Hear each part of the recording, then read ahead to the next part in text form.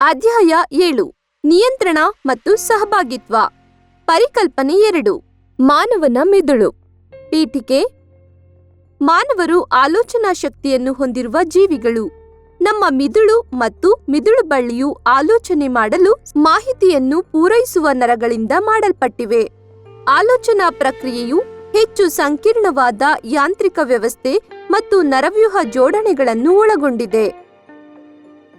ಇವು ದೇಹದ ಸಮನ್ವಯತೆಯ ಮುಖ್ಯ ಕೇಂದ್ರವಾದ ಮಿದುಳಿನಲ್ಲಿ ಕೇಂದ್ರೀಕೃತವಾಗಿವೆ. ಮಿದುಳು ಮತ್ತು ಮಿದುಳು ಬಳ್ಳಿ ಒಟ್ಟಾಗಿ ಕೇಂದ್ರ ನರವ್ಯೂಹ ವ್ಯವಸ್ಥೆಯನ್ನು ರೂಪಿಸುತ್ತವೆ. ಅವು ದೇಹದ ಎಲ್ಲಾ ಭಾಗಗಳಿಂದ ಮಾಹಿತಿಯನ್ನು ಸ್ವೀಕರಿಸುತ್ತವೆ ಮತ್ತು ಅದನ್ನು ಸಂಯೋಜಿಸುತ್ತವೆ. ನಾವು ಪ್ರತಿದಿನ ಆಲೋಚಿಸಿ ಅನೇಕ ಕ್ರಿಯೆಗಳನ್ನು ಮಾಡುತ್ತೇವೆ.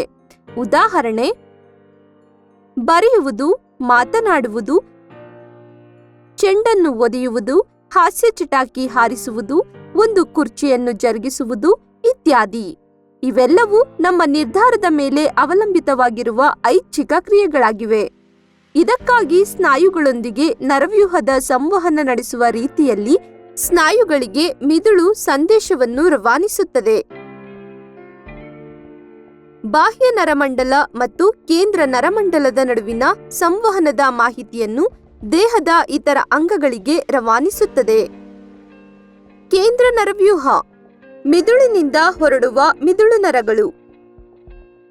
ಮಿದುಳು ಬಳ್ಳಿಯಿಂದ ಹೊರಡುವ ಮಿದುಳು ಬಳ್ಳಿ ನರಗಳು. ಇವು ಪರಿಧಿ ನರವ್ಯೂಹವಾಗುತ್ತದೆ. ಮಿದುಳಿನ ವಿವಿಧ ಭಾಗಗಳು ವಿವಿಧ ಸಂಕೀರ್ಣ ಕಾರ್ಯವನ್ನು ನಿರ್ವಹಿಸುತ್ತವೆ. ಅವುಗಳನ್ನು ಅರ್ಥ ಮಾಡಿಕೊಳ್ಳಲು ಮಿದುಳನ್ನು 3 ಪ್ರಮುಖ ಭಾಗಗಳಾಗಿ ವಿಭಾಗಿಸಲಾಗಿದೆ: ಮುಮ್ಮೆದುಳು, ಮಧ್ಯಮೆದುಳು,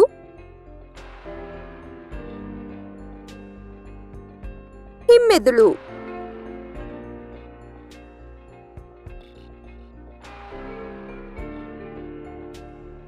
ಮುಮ್ಮೆದುಳು ಇದು ಮೆದುಳಿನ ಪ್ರಮುಖ ಆಲೋಚನೆಯ ಭಾಗವಾಗಿದ್ದು ಮಹಾಮಸ್ತಿಷ್ಕ ಮತ್ತು ಘನರೂಪದ ಹಾಲೆಗಳನ್ನು ಹೊಂದಿದೆ.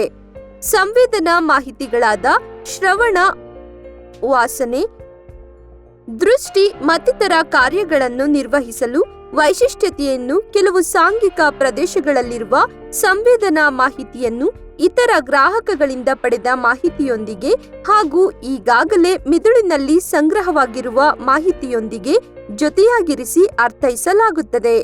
ಈ ಎಲ್ಲಾ ಮಾಹಿತಿಗಳ ಆಧಾರದ ಮೇಲೆ ಕ್ರಿಯೆಗೆ ಹೇಗೆ ಪ್ರತಿಕ್ರಿಯಿಸಬೇಕು ಎಂಬುದನ್ನು ನಿರ್ವಹಿಸಲಾಗುತ್ತದೆ ಮತ್ತು ಮಾಹಿತಿಯನ್ನು ಕಾರ್ಯನಿರ್ವಾಹಕ ಪ್ರದೇಶಗಳಿಗೆ ರವಾನಿಸಲಾಗುತ್ತದೆ.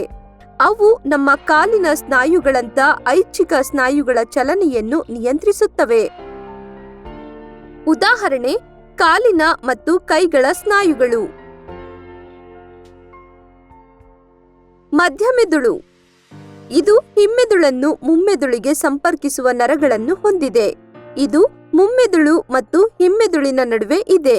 ದೇಹದ ಚಲನೆಗಳ ಉತ್ತಮ ಹೊಂದಾಣಿಕೆಯನ್ನು ಕಂಡುಕೊಳ್ಳಲು ಅನುಕೂಲವಾಗುವಂತೆ ಸ್ನಾಯು ಚಲನೆಗಳೊಂದಿಗೆ ಸಂವೇದನಾ ಮಾಹಿತಿಯನ್ನು ಸಂಯೋಜಿಸಲು ಅದು ಮೆದುಳನ್ನು ಶಕ್ತಗೊಳಿಸುತ್ತದೆ. ನಮ್ಮ ಆಲೋಚನೆಗಳ ನಿಯಂತ್ರಣವಿಲ್ಲದ ಇನ್ನೊಂದು ಬಗೆಯ ಸ್ನಾಯುಗಳ ಚಲನೆಗಳಿವೆ. ಇಂತಹ ಅನೇಕ ಅನೈಚ್ಛಿಕ ಕ್ರಿಯೆಗಳನ್ನು ಮಧ್ಯದ ಮಿದುಳು ಮತ್ತು ಹಿಮ್ಮೆದುಳಿನಿಂದ ನಿಯಂತ್ರಿಸಲ್ಪಡುತ್ತವೆ. ಹಿಮ್ಮೆದುಳು ಇದು ಐಚ್ಛಿಕ ಮತ್ತು ಅನೈಚ್ಛಿಕ ಎರಡೂ ಕ್ರಿಯೆಗಳನ್ನು ನಿಯಂತ್ರಿಸುತ್ತದೆ. ರಕ್ತದ ಒತ್ತಡ, ಬಾಯಲ್ಲಿ ನೀರೂರುವಿಕೆ ಮತ್ತು ವಾಂತಿಯಾಗುವಿಕೆಯಂಥ ಎಲ್ಲ ಅನೈಚ್ಛಿಕ ಕ್ರಿಯೆಗಳನ್ನು ಹಿಮ್ಮೆದುಳಿನ ಮೆಡುಲ್ಲ ನಿಯಂತ್ರಿಸುತ್ತದೆ. ಹಿಮ್ಮೆದುಳಿನ ಭಾಗವಾದ ಅನುಮಸ್ತಿಷ್ಕವು ನೇರ ರೇಖೆಯಲ್ಲಿ ನಡೆಯುವುದು, ಬೈಸಿಕಲ್ ಸವಾರಿ, ಒಂದು ಪೆನ್ಸಿಲ್ ಅನ್ನು ಎತ್ತಿಕೊಳ್ಳುವುದು ಇತ್ಯಾದಿ ಚಟುವಟಿಕೆಗಳನ್ನು ನಿಯಂತ್ರಿಸುತ್ತದೆ.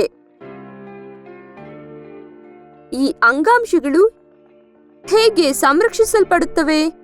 ಮಿದುಳಿನಂತಹ ಸೂಕ್ಷ್ಮ ಅಂಗವು ವಿವಿಧ ಚಟುವಟಿಕೆಗಳಿಗೆ ತುಂಬಾ ಮುಖ್ಯವಾಗಿರುವುದರಿಂದ ಅದನ್ನು ಎಚ್ಚರಿಕೆಯಿಂದ ಸಂರಕ್ಷಿಸುವ ಅಗತ್ಯವಿದೆ. ಮಿದುಳು ಒಂದು ಎಲುಬಿನ ಪೆಟ್ಟಿಗೆಯೊಳಗೆ ಅಥವಾ ತಲೆಬುರುಡೆಯೊಳಗೆ ಕುಳಿತುಕೊಳ್ಳುವಂತೆ ನಮ್ಮ ದೇಹವು ವಿನ್ಯಾಸಗೊಂಡಿದೆ. ತಲೆಬುರುಡೆಯನ್ನು ಕ್ರೇನಿಯಲ್, ಮೆನಿಂಗಸ್ ಮತ್ತು ಅರಕ್ನಾಯ್ಡ್ಗಳಾಗಿ ವಿಂಗಡಿಸಲಾಗಿದೆ. ಪೆಟ್ಟಿಗೆಯೊಳಗೆ ಒಂದು ದ್ರವ ತುಂಬಿದ ಬಲೂನಿನಲ್ಲಿ ಮಿದುಳು ಇರಿಸಲ್ಪಟ್ಟಿದೆ. ಇದು ಆಘಾತದಿಂದ ರಕ್ಷಣೆಯನ್ನು ಒದಗಿಸುತ್ತದೆ. ನೀವು ನಿಮ್ಮ ಕೈಯಿಂದ ಬೆನ್ನಿನ ಮಧ್ಯದ ಭಾಗವನ್ನು ಮೇಲಿಂದ ಕೆಳಗಿನವರೆಗೆ ಸ್ಪರ್ಶಿಸಿದರೆ ಒಂದು ಗಟ್ಟಿಯಾದ ಉಬ್ಬಿನ ರಚನೆಯನ್ನು ಸ್ಪರ್ಶಿಸಿದ ಅನುಭವ ಹೊಂದುವಿರಿ. ಇದನ್ನು ಕಶೇರು ಸ್ತಂಭ ಅಥವಾ ಬೆನ್ನುಮೂಳೆ ಎನ್ನುವರು. ಇದು ಮಿದುಳು ಬಳ್ಳಿಯನ್ನು ರಕ್ಷಿಸುತ್ತದೆ. ನರ ಅಂಗಾಂಶವು ಹೇಗೆ ಕ್ರಿಯೆಯನ್ನು ಉಂಟುಮಾಡುತ್ತದೆ? ನರದ ಆವೇಗದ ಮಾಂಸಖಂಡವನ್ನು ತಲುಪಿದಾಗ ಮಾಂಸಖಂಡದ ಸ್ನಾಯುಗಳು ತಮ್ಮ ಆಕಾರವನ್ನು ಸ್ಥಾನವನ್ನು ಬದಲಿಸಿ ಕುಗ್ಗುತ್ತವೆ.